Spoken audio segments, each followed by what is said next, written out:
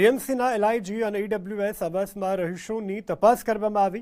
મૂળ લાભાર્થીને બદલે અન્ય લોકો રહેતા હોવાની શંકા છે। 11,122 લાભાર્થીઓની યાદી અધિકારીઓને સોંપવામાં આવી છે।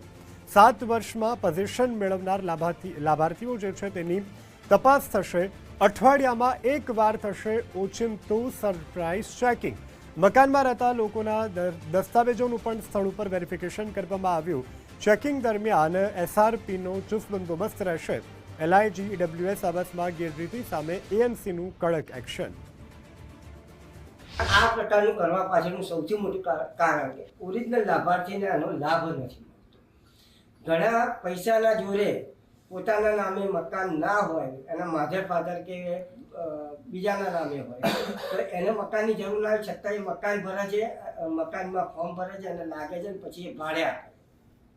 તો એ ભાડે આપે છે એનો મતલબ એવો છે કે એને મકાનની જરૂર નથી। જે લાભાર્થી ખરેખર પોતાના કુટુંબ સાથે રહે છે, પરિવાર સાથે રહે છે અને એને મકાનની જરૂર છે છતાં મકાન મળતું નથી।